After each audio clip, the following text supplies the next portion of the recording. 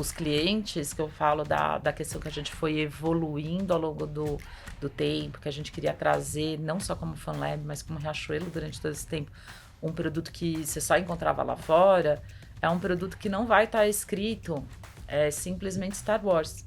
Uma camiseta com Star Wars ou o Pato Donald, que é o que a gente via muito no mercado. Mas sim essa camiseta que vai ter ali uma história, que o fã vai entender, que ele vai vibrar. E ele vai, inclusive, nos corrigir quando a gente erra. Como acompanhar esse tanto de rede social e afins é ter uma escuta incansável. Às vezes as pessoas do time, enfim, até da minha própria família, você não dorme? Eu durmo, mas eu sempre dou uma olhadinha no que está acontecendo no trend, não sei aonde, fiquem de olho, vamos monitorar esse assunto. E quando você tem um time muito engajado, é mais fácil, né? Porque eles também estão trazendo 24 horas por dia um assunto, são de diversas faixas etárias, com diversos outros repertórios. Então isso ajuda bastante, mas é um desafio, acho que de todo mundo hoje.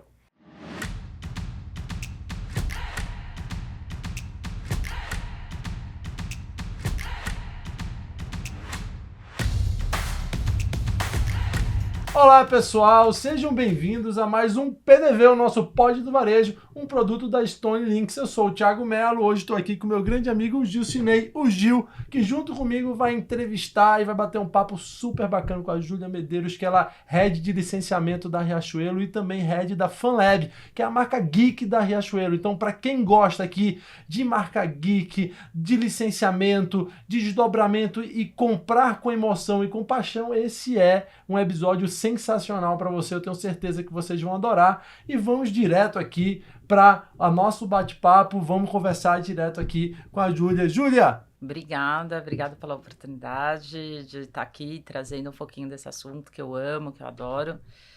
Trabalho com licenciamento há 20 anos, um pouquinho mais, sempre muito voltado a entretenimento. Eu já trabalhei dentro de grandes licenciadores, então trabalhei na Warner, depois em agentes, depois trabalhei no varejo, enfim, e há 9 anos atrás comecei na Riachuelo. Me chamo Júlia, tenho 6 irmãos, de curiosidade, irmãos e irmãs, então a família é bastante grande. Trabalho com licenciamento já há bastante tempo, e adoro esse universo. Ai, que legal, Júlia. Assim, já contando alguns spoilers para quem está acompanhando a gente aqui, toda essa parte de licenciamento, geek, gaming, tá bombando no varejo. Eu acho que vocês vão poder perceber, de acordo com alguns dados que a gente vai dando para vocês e a conversa com a Júlia, da importância desse assunto. Mas vou passar aqui para o Gil para fazer a nossa primeira pergunta aí e a gente entrar no nosso podcast. Isso, o Thiago já estava lembrando bem aqui do espaço e da tendência geek, né? E a curiosidade é que a marca Riachuelo é uma marca conhecidíssima, uma história longuíssima no varejo brasileiro. E da onde surgiu, como é que foi esse negócio de criar uma marca voltada para essa comunidade? Como é que isso aconteceu? Como é que foi esse processo? E é um case aqui, já nesses 2 anos, é de um enorme sucesso. Vou ter que voltar um pouquinho no tempo, né? A Riachuelo tem mais de 75 anos, é um dos principais players de moda do Brasil. Eu comecei na empresa em 2015, e já existia um departamento de licenciamento ativo e tal, mas ainda o mercado de licenciamento era muito voltado para licenciamento infantil. Então, quando você pensava sempre em licença, você pensava naquele momento, o que a criança quer, o que o bebê quer, a mãe que está de primeira viagem, o que ela quer para o bebezinho dela.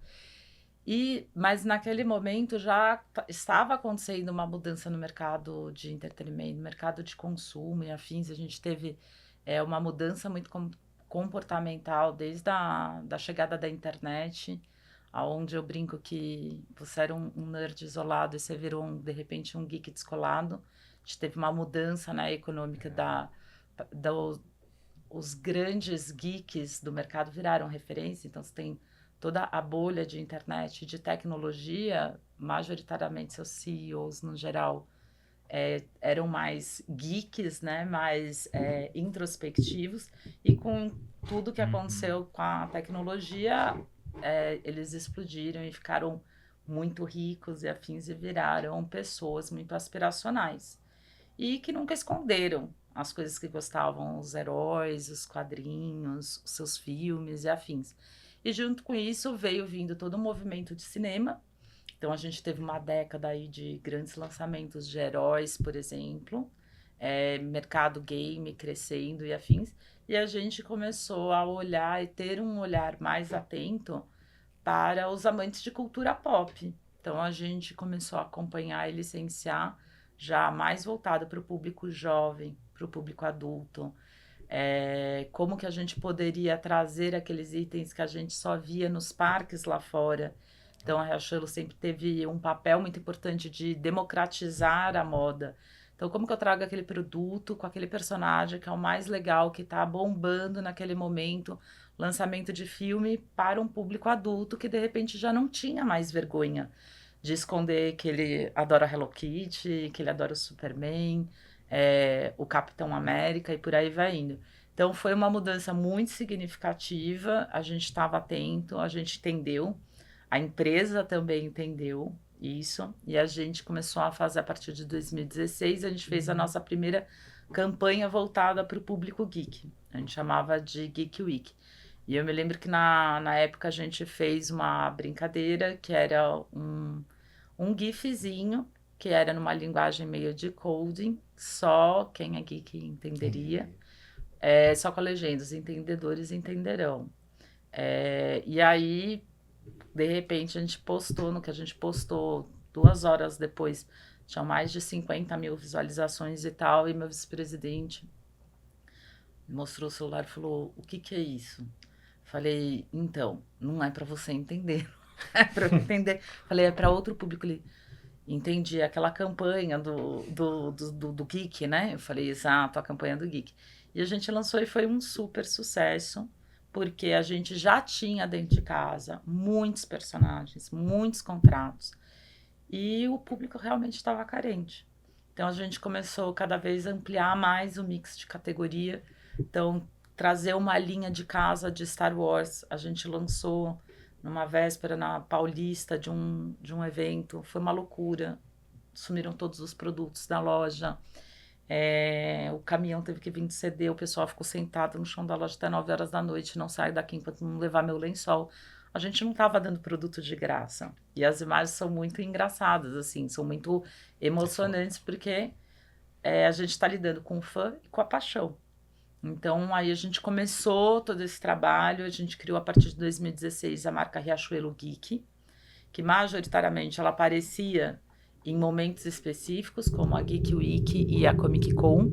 Então, a partir de 2016, a gente entra na Comic Con e com uma loja, de novo, 180 metros, 200 metros, como que a gente faz? Foi a primeira loja de um evento externo com venda.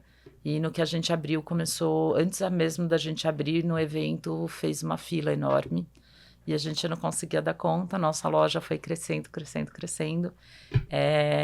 E a gente foi com a marca Riachuelo Geek até 2020. E já tinham alguns ensaios, esses fãs ficavam pedindo, eu não consigo enxergar tudo isso, que a loja da Comic Con a gente arruma de uma maneira diferente, a gente se preocupa muito com a jornada desse fã, né? Como é que esse fã quer ver esse produto? Então, quando você está numa loja de departamento, a gente é organizado por feminino, masculino, calçado, infantil, porque é assim que é a jornada do cliente. Mas quando você pensa em licenciamento, você é fã de uma marca. Isso. Do Star Wars, do Harry Potter, da Hello Kitty. Não adianta eu ter esse produto totalmente espalhado dentro dos departamentos. Então, na Comic Con, a gente fez a primeira organização de montar o que a gente chama de mundos. Então, tudo que é do mundo do Harry Potter, Star Wars, de animes. E a gente agrupa todas as categorias. Então, confecção, boneco, chaveiro, calçado, enfim. E a gente dá para o fã essa experiência dele encontrar tudo de um personagem ou uma boa quantidade de produtos ali. E aí foi um super sucesso. E aí os fãs pediam muito pra gente, né? A gente fazia a pesquisa depois e tal. Só queria uma loja. uma loja que eu pudesse ver isso tudo. Eu não consigo encontrar aqui na minha cidade e tal.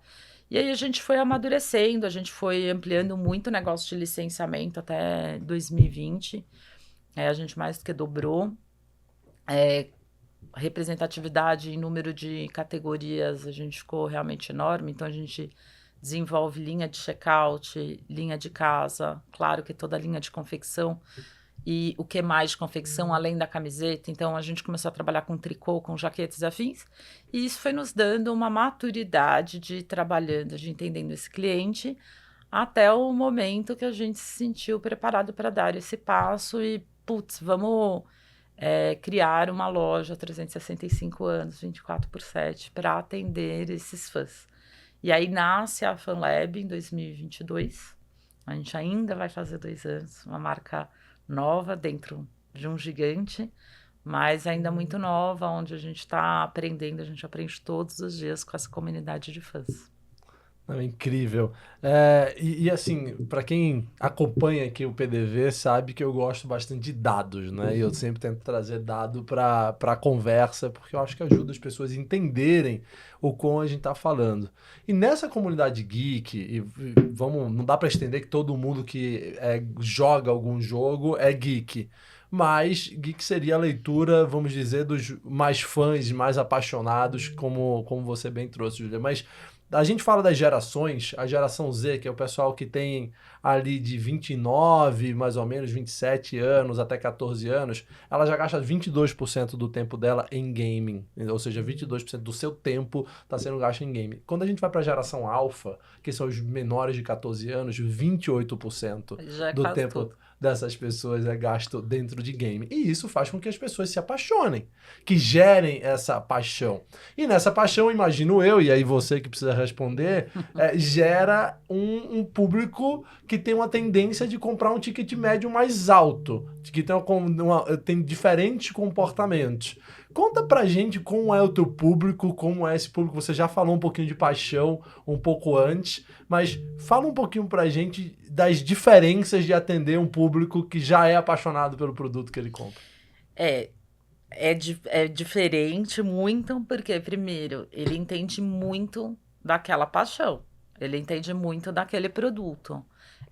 Não é uma camiseta com uma estampa X. É uma camiseta que tem um storytelling, que tem aquele personagem. Então, a gente tem que tomar muito cuidado para não errar em nada daquela peça, porque o fã vai entender. Mas tem o outro lado que é muito gratificante, porque eles entendem todos os storytellings, né, os easter eggs que a gente chama, que a gente acaba colocando na peça. E ele é disposto, né, ele se emociona quando ele vê aquele personagem que ele nunca viu em nenhum lugar, num produto tão diferente e afins. Sim, ele normalmente ele está disposto a pagar a mais, mas desde que esse produto tenha essa entrega do storytelling, de entender ele, de ter qualidade, que eu sempre falo, a gente conversa muito internamente com o time de estilo, a camiseta da FanLab, ela não pode lavar e torcer por qualquer motivo. Tem muitas etapas antes dela se transformar numa camiseta.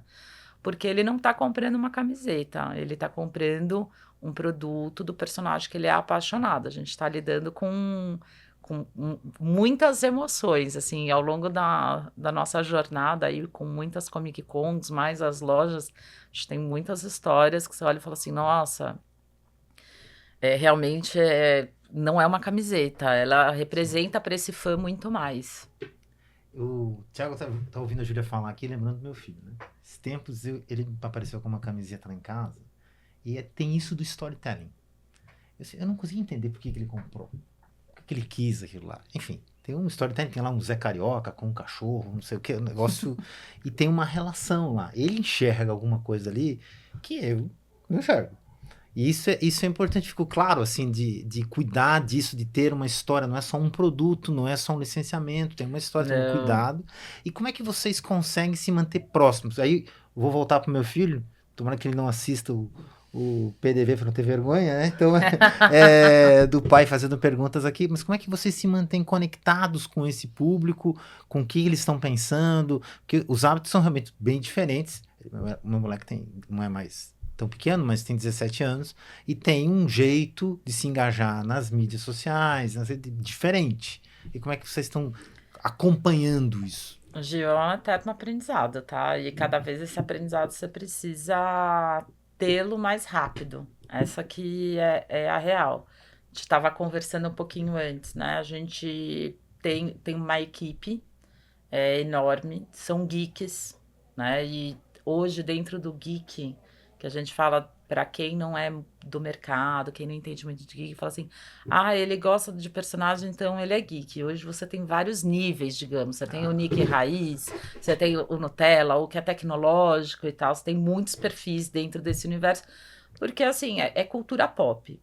Então hoje a gente tem times bem especiais, né? A gente fala que o nosso time ele respira, dorme, então ele está criando para ele próprio. Então essa questão de storytelling é para o amigo dele que entende, que vai saber. Várias vezes eu também não entendo a referência porque é muito conteúdo hoje, né? Depois de pandemia, esse tanto de streaming que entrou com tantos conteúdos, uma onda de conteúdos orientais muito forte. Então, esse universo de animes, a gente está falando de game que já é gigante.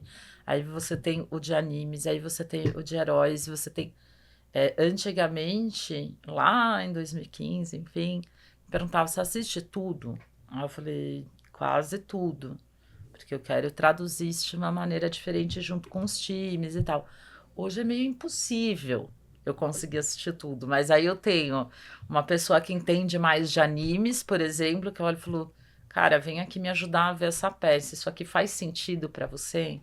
Porque tem que ter essa mensagem que ninguém vai entender, só ali quem é fã. Os clientes, que eu falo da questão que a gente foi evoluindo ao longo do tempo, que a gente queria trazer, não só como FanLab, mas como Riachuelo durante todo esse tempo, um produto que você só encontrava lá fora, é um produto que não vai estar escrito simplesmente Star Wars. Uma camiseta com Star Wars ou o Pato Donald, que é o que a gente via muito no mercado. Mas sim essa camiseta que vai ter ali uma história, que o fã vai entender, que ele vai vibrar. E ele vai, inclusive, nos corrigir quando a gente erra. Porque às vezes passa alguma coisa na produção, lógico que não foi o objetivo e afins, e ele olha e fala assim: escuta, ó, isso daqui tá errado. Aí você olha e fala assim: imagina isso aqui. Sim. Cara. Aí a gente vai lá olhar e tal. Então, eu acho que a questão de você lidar com a paixão é você mergulhar de maneira muito proprietária também. Eu não posso ficar falando com uma comunidade que eu não tenho ninguém, eu não entendo, eu não assisto e tal. Então, a gente se preocupa muito nesse sentido, né, de ter muita legitimidade na hora de fazer o produto e de falar com esse cliente. Como acompanhar esse tanto de rede social e afins é ter uma escuta incansável. Às vezes as pessoas do time, enfim, até da minha própria família, você não dorme? Eu durmo, mas eu sempre dou uma olhadinha o que está acontecendo no trend, não sei aonde, fiquem de olho, vamos monitorar esse assunto. E quando você tem um time muito engajado, é mais fácil, né? Porque eles também estão trazendo 24 horas por dia um assunto, são de diversas faixas etárias, com diversos outros repertórios. Então, isso ajuda bastante. Mas é um desafio, acho que, de todo mundo hoje. Júlia, dito isso tudo, né? A gente vê essa paixão e esse cuidado e carinho que vocês têm, sabendo que vocês estão criando para um cara que é apaixonado. Eu acho que para quem está escutando a gente aqui, pode estar, nossa, mas eu não consigo licenciar um produto, né? A gente vai falar ainda aqui, o processo é um processo bem rigoroso, que você Sim. precisa trabalhar junto com a marca e criar algo que realmente tem a marca do licenciador ali, né? Então ele precisa também cuidar com carinho, você precisa poder atender os padrões de exigência, mas o que é importante para o pessoal entender é que essa parte emocional é muito importante para o varejo.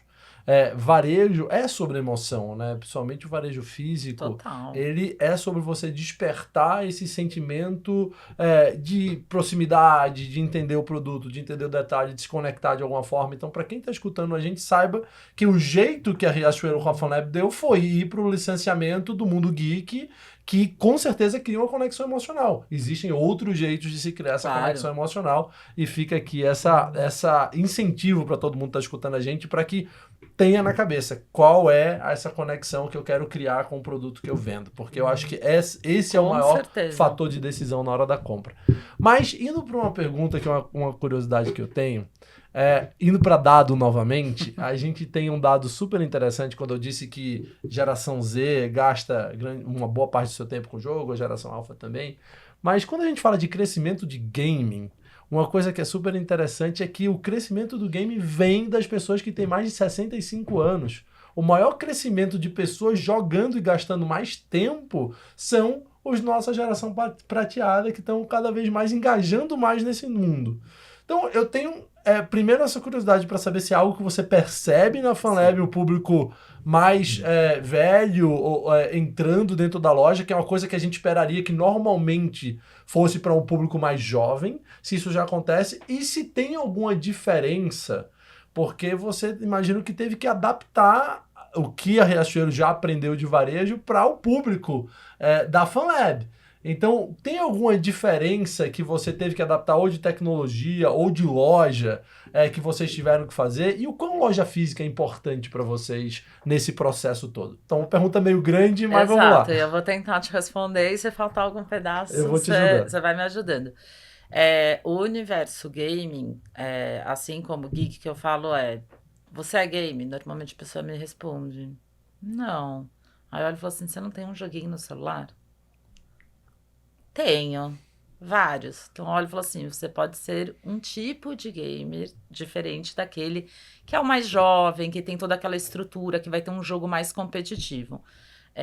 Minha mãe tem 70 anos e ela joga Candy Crush. A minha tia joga Paciência e por aí vai indo. Não necessariamente quando a gente fala do universo gaming, a gente está falando daqueles jogos mais complexos que de repente essa geração não vai conseguir jogar na facilidade que a molecada tá jogando. Mas sim, ele é um universo gigantesco que está crescendo. A gente veio acompanhando as primeiras feiras de licenciamento. A gente vai todos os anos para a principal feira de licenciamento em Las Vegas, onde a gente vê tudo que era novo. E aí nós, né, eu, meu time, Blizzard, Riot, todos os principais publishers de game. A gente quer fazer produto, o mercado está crescendo, o cliente está pedindo, acredito nessa demanda. A gente foi crescendo e amadurecendo junto com eles, porque a indústria de games hoje movimenta bilhões e bilhões de dólares. Quando você fala de licenciamento de marca e de produto, não são bilhões e bilhões de dólares, dá bastante trabalho, porque todo mundo bastante rigoroso com o uso da sua marca e afim. E às vezes não tem uma estrutura, às vezes não tem material, porque o material que tem no game não necessariamente a gente consegue traduzir num produto. Então isso foi amadurecendo, hoje o mercado está muito mais maduro, hoje a gente consegue ofertar mais. Então na FunLab a gente hoje tem diversos games, Xbox, PlayStation, Fortnite, Assassin's Creed, The Last of Us, nossa, Minecraft, Sonic. Ah, mas Sonic, e você começa a ver a movimentação dos games indo para a parte de cinema, de séries e tal. Então eu acho que isso é inevitável, a gente vai cada vez mais crescer e ir. A gente estava falando um pouquinho, né, sobre a questão de faixa etária. A gente não trabalha com faixa etária, porque como a gente está trabalhando com fã, tem o bebê até os mais experientes, os mais idosos, os prateados, enfim, cada um dá um nome. Porque a gente está falando de paixão. Então, por exemplo, a gente colocou uma camiseta do Poderoso Chefão. A galera pirou e não era a molecada que estava comprando, Claro. né? Ou De Volta para o Futuro. E a gente tem vários nesse nicho, Star Trek. nesse nicho mais clássico, vai pegar um público mais maduro, mais para frente, mais avançado na questão de idade, e que não, quando a gente pensou majoritariamente, a gente pensou num público mais jovem, a gente não pensou, por exemplo, muitas vezes no infantil. E a FunLab é um grande laboratório, né? Então a gente aprende todos os dias, a gente altera todos os dias, e sim, quando a gente criou a FunLab, a gente identificou que os assuntos estavam já muito rápidos. Então a gente trouxe a bordo da FunLab, na loja do Morumbi, e da loja do Anália, e agora já tem no site também o serviço de print on demand. Que aí foi um trabalho super complexo, disruptivo. Imagina que os donos de marca falavam assim, a gente vai deixar o cliente montar a camiseta deles, mas não dá, eu tenho que aprovar. Você não vai conseguir aprovar. Eu falei, eu posso pré-aprovar algumas estampas com você, mas ele vai ter que escolher o tamanho. Até a gente quer dar mais um passo nisso, quer evoluir um pouco mais nessa customização, mas isso tudo é muito novo para eles. Então, hoje a gente tem mais de 2.000 estampas e a gente quer atender o fã. Então, quem sou eu para falar que Capitão América é legal ou não é? Cara, você vai entrar lá e você vai ter X estampas do Capitão América. E você vai ter de temas que você não encontra mais no mercado. Você não encontra uma camiseta da Vaca e o Frango, do Capitão Planeta, entre várias outras. Então, essa tecnologia para a gente e para a experiência do consumidor, ela foi muito importante, a gente está trabalhando aí sempre tentando buscar uma evolução, uma rentabilidade melhor e tal, mas ela é muito importante porque a gente dá uma vazão a milhares de paixões, para que aquele cliente saia com aquele produto, e também que a gente consiga reagir com rapidez aos grandes assuntos que surgem. Então, a gente estava conversando, nos últimos anos, né? A gente viu vários lançamentos que ninguém poderia prever que seria um grande sucesso. Então, Wandinha da família Addams. Putz, legal, mas não vai virar. E de repente, boom, vira aquele fenômeno. Stranger Things, e por aí vai indo. Então, hoje a gente precisa estar muito antenado na questão da reatividade. Porque planejar, ficar tentando prever o futuro tá difícil nesse mundo tão instável. Eu gostei do ponto que a Júlia trouxe da hiperpersonalização, né? E o desafio que é fazer isso no licenciamento. Nossa. A marca é sua, você tem mais autonomia para fazer. Quando é licenciado, tem uma negociação. Mas a hiperpersonalização é sim uma das grandes tendências, e porque da procura, especialmente, aí voltando um pouquinho de geração Z, alfa, de valorizarem a sua individualidade, né? E a hiperpersonalização se conecta muito com isso. E eles, não só a geração Z e alfa, são profundamente digitais, né? Nasceram depois da internet, tem essa força grande. A gente aprendeu na internet, mas a nossa jornada também começa muito mais no digital. 80% da jornada começa no digital para a maioria dos consumidores nos processos de compra. No processo de compra.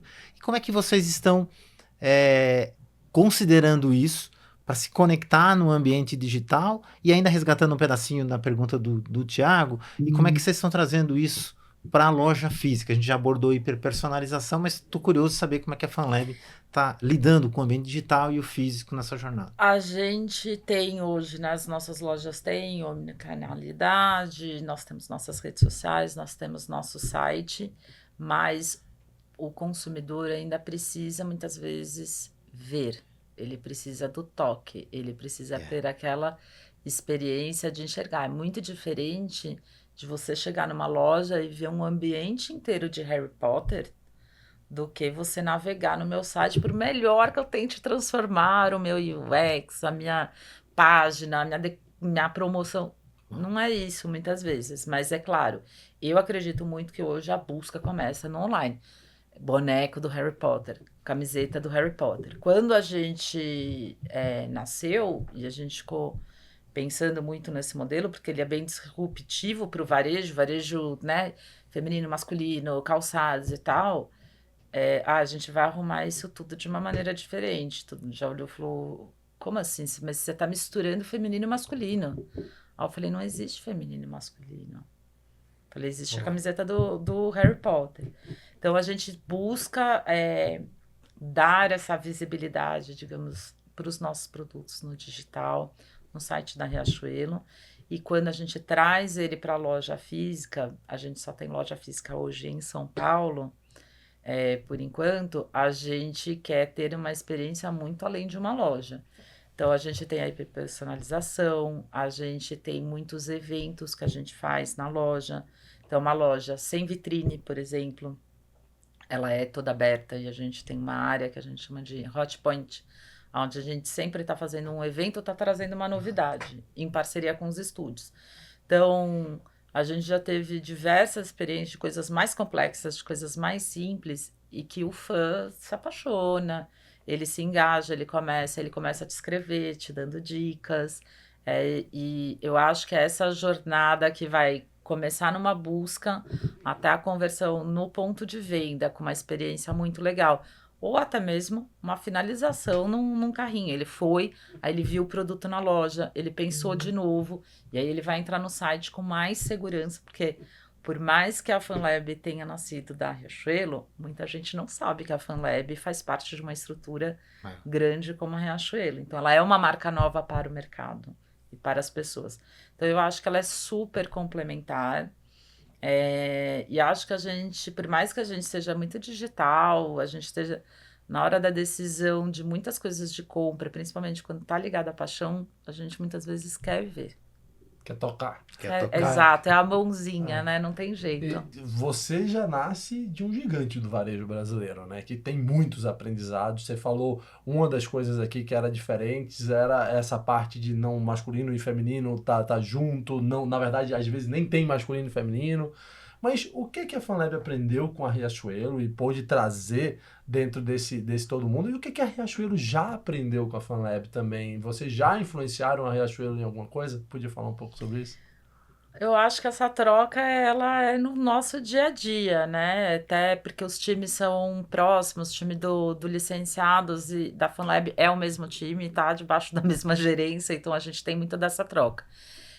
A gente nasce dentro da Riachuelo com todo o aprendizado de confecção, de sustentabilidade, de responsabilidade, de produção responsável. Então, assim, a gente tem o privilégio de ter uma fábrica que se chama Guararapes, né? O nosso grupo chama Guararapes, é uma fábrica em Natal, que assim, ela é incrível. Ela é uma das maiores fábricas da América Latina de confecção. E eu não tenho como explicar o que é, mas o que eu brinco quem gosta de produto, não existe Disneylândia perto da fábrica, onde a gente consegue desenvolver, fazer tudo, trazer técnica. Quando bater com flash, aparece um outro personagem e afins, para trazer esse storytelling. Então, assim, toda essa estrutura da Riachuelo, né, todo o know-how, um grande varejista e afins, acho que isso colabora muito para a FanLab. E a FanLab, com certeza, vai sempre trazendo muitos insights de marcas, de posicionamento, de personagens, que às vezes a Riachuelo tá mais voltado para um personagem que de repente está no momento mais massivo ou é mais massificado, que funciona super bem. E a FanLab, a gente sente que ela tem um perfil de cliente que ele é mais especialista, ele é mais especializado, ele busca as coisas que muitas vezes não está massificada no mercado. Então, às vezes, o que começa a funcionar aqui, a gente começa a colocar para cá.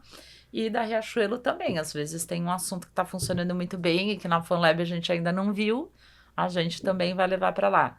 Com linguagens de produtos diferentes, com posicionamentos diferentes e tal. Então, eu acho que essa troca é muito saudável, porque a gente tem públicos ali que eu diria complementares.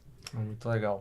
Não, Júlia, você estava falando do público específico e resgatando uma pergunta anterior lá, a questão de ir construindo uma comunidade. Eu acho que aí tem uma riqueza, é o aprendizado que eu levo aqui já assim, para todo mundo, independente de trabalhar o licenciamento, mas quem tem alguma marca voltada para um público específico, a força que você pode ter criando a sua comunidade, né? E usando a jornada para enriquecer e depois voltando.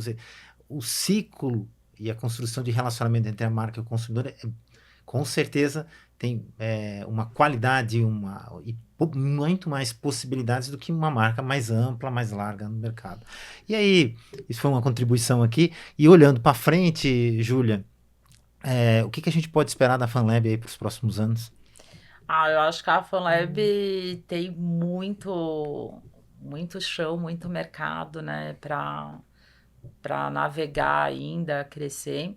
A gente está em São Paulo, é uma operação muito recente, muito nova, então assim, todos os dias a gente está debruçado ali, ajustando o produto, ouvindo o cliente, olha, isso daqui é legal, eu queria esse personagem, então a gente está sempre muito próximo e ajustando os processos para deixar tudo bem redondinho para a gente, quando começar a expansão mais agressiva, eu já acho que é bastante, né? São 5 lojas, a gente tem 2 corners dentro da Riachuelo, então a gente também tá vendo esse modelo, tipo, e dentro da Riachuelo, como é que se comporta esse produto, essa faixa de preço, que muitas vezes a gente traz uma malha diferenciada, um bordado e afins, como é que o cliente da Riachuelo se comporta.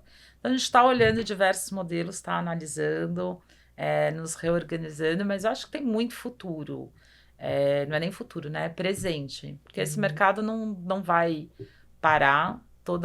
A todo momento a gente tem novos assuntos, novos conteúdos, e a gente, como Riachuelo, já tem esse relacionamento com todos os principais estúdios, a gente já é referência nesse mercado, então nos ajuda bastante a estar antenado e bem ligado aí nos próximos anos aí, com que a molecada e que a galera vai querer.